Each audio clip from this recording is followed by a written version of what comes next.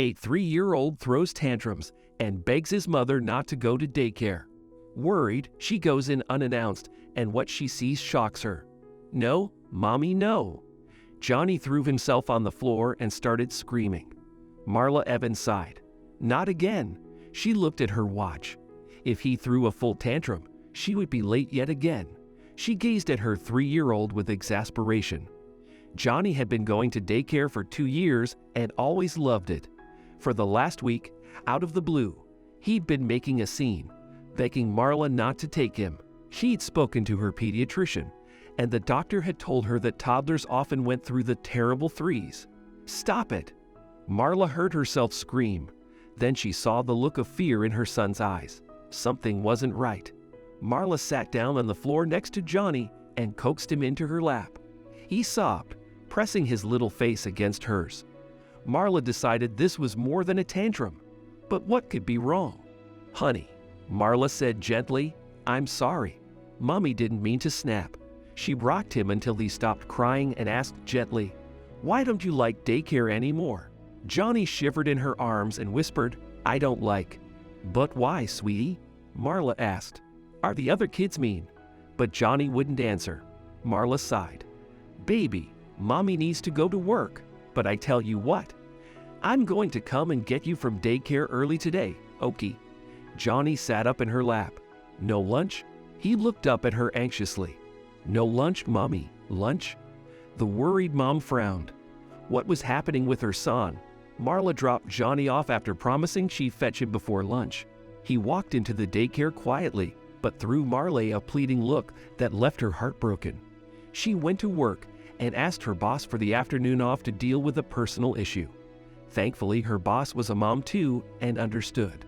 Marla was determined to get to the bottom of Johnny's reluctance to go to daycare. She decided to drop in, not before lunchtime as she promised Johnny, but during the meal. Johnny's daycare didn't allow the parents into the children's playrooms or the dining room, but each door of the facility had a large, clear glass window. Hopefully, Marla would be able to see what, if anything, was going on. When she arrived, the receptionist told her the children were having lunch.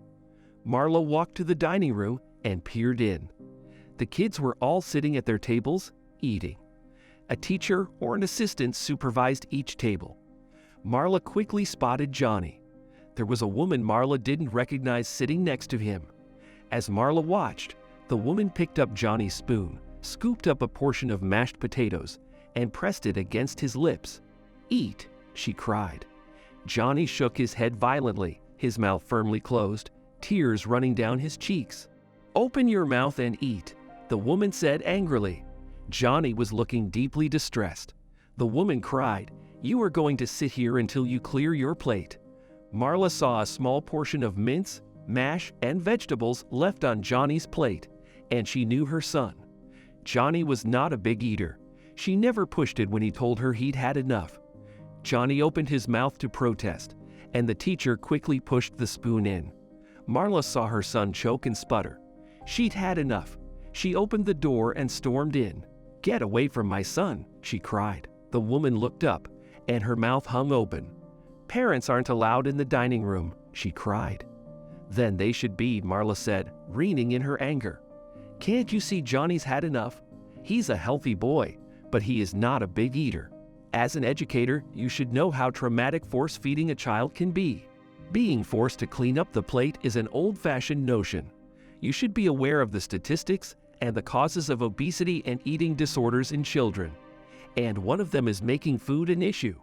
My little boy is an active child, and if he feels he's had enough, you need to respect that and not force him to eat. As for shoving food into a child's mouth in that way, it is reprehensible. You should certainly know better. These children are not puppets for you to manipulate at will.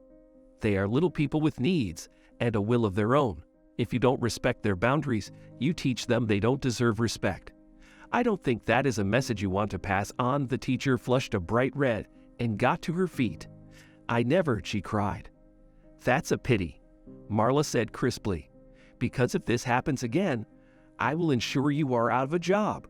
I'm not sending my son to daycare to be brutalized." Marla walked over to Johnny and tenderly wiped his mouth. "Come on, honey," she said gently. "Mommy promised you a treat this afternoon." Marla had a long talk with Johnny, and there was no tantrum the next morning.